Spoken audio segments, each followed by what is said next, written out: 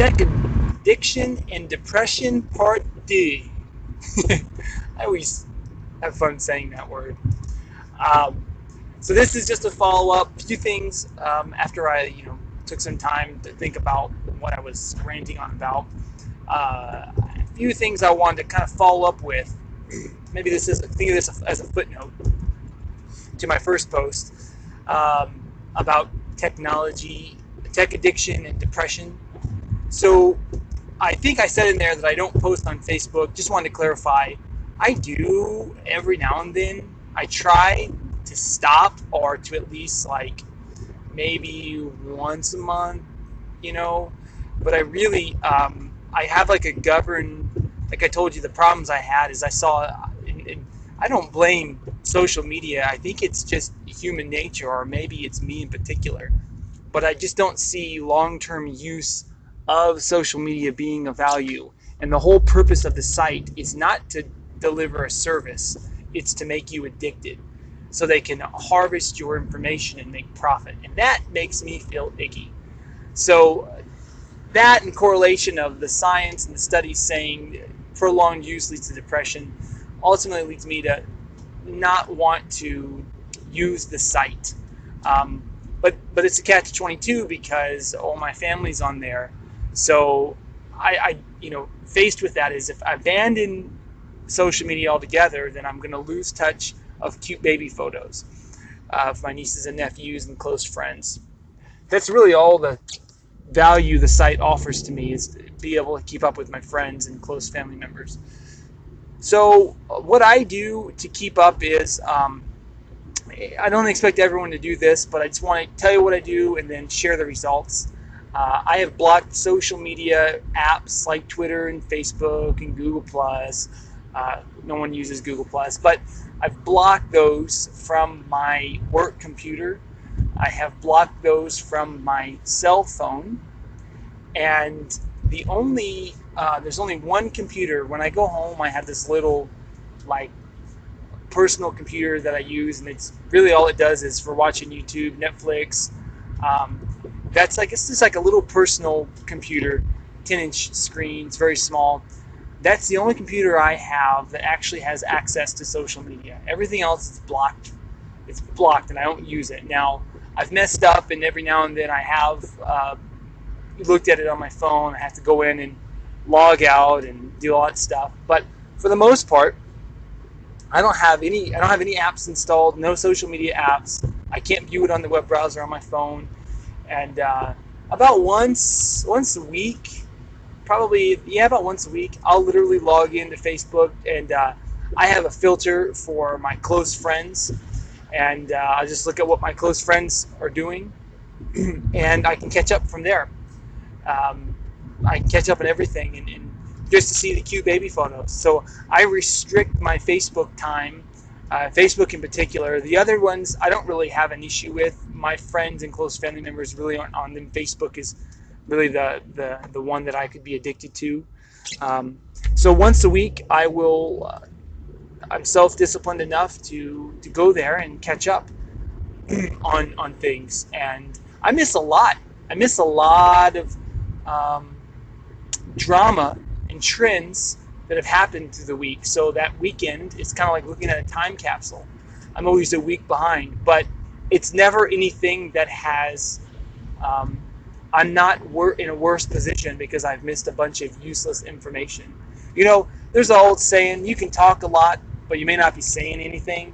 It's kind of like that with Facebook. There's a lot of talk, there's a lot of chatter, but none of it really converts to monetary value, versus reallocating that time. And I've said this before, but reallocating that social media time to reading a book is going to make you rounded, and it's going to make you more value in anything. I'm not a greedy person, but being productive and being of value makes your life better, and makes the lives better of others that are surrounded by you. There's people in our network. We're attached to a bigger system here. So we are a globally connected world. So the more value I can offer society, the more better off I will be and others will be. And I see mindless scrolling through feeds as a regression that compounds. when I become dumber. So anywho, as a result of blocking all those, gosh, I'm so free. My days seem longer, to be honest with you. And another thing that I do is in any app that's installed on my cell phone, immediately block notifications, even email, work email as well, work email.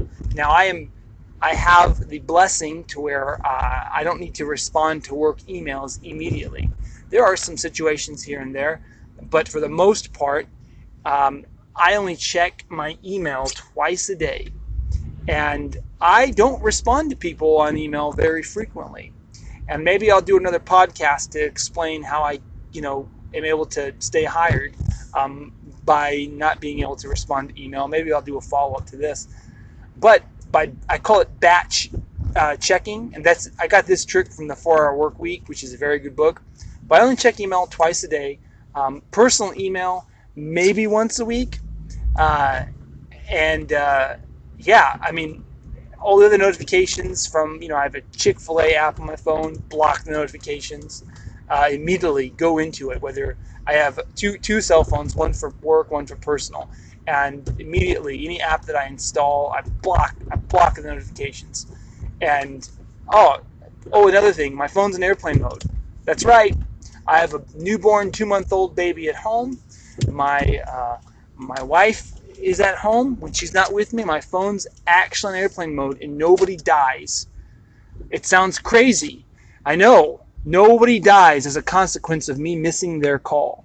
Guess what? When I turn my phone back on, I receive the text message, or I see that I have a missed call and I'm alive. So as a consequence of this, I'm really pushing for that goal of reading 50 books this year.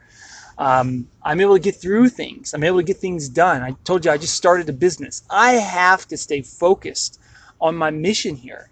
I cannot be bogged down by chatter and information that doesn't help me achieve my goal of working at working for my employer, running my business, making blog posts. These are tools and I guess behaviors and disciplines that I've done to facilitate ultra productivity. And I love what, if you've ever heard of the 80-20, I think it's called the Pareto, oh man, I'm going to mess it all up. It's the 80-20 rule. I can't remember, is it the Pareto distribution? Anywho, what that means is basically if you go to any distribution, if you go to any company, typically, let's say sales, typically 20% of the employment will be responsible for 80% of the company's revenue. And sometimes it's 30-70. 20% of what you do in the day normally affects 80% of the outcome. So the Pareto distribution, it's great because if you learn to make your life more productive and you keep tweaking on making your life productive and efficient, you become double efficient, triple efficient. It just keeps going and going and going. And you'll be able to achieve much more than you ever thought was possible. So it compounds. And there's a compound effect. You just take one little thing like blocking notifications on your phone. As an example. It's like, I block notifications so I'm less distracted and it interrupts my reading time. If I continue that, my reading time allows me to become smarter. And by a consequence of being smarter, I am able to contribute more to my employer. By contributing more to my employer, I demand, I don't demand a raise. My employer notices it, gives me a raise. With more money than, anything's possible with more money just about. So that's just an example of how I can continue to be more efficient and how striving for that, being more productive, compounds. So it's crazy how this tangent has kind of gone on for 10 minutes, but I'm just telling you kind of how I operate, and it's to strive to be a better version of myself. And there's little things that can bog you down. And the purpose of my website, again, is to show you shortcuts and things that have worked for me. Also, it serves as a reminder because I forget things that have worked. So that's all I've got. I will talk to you guys later.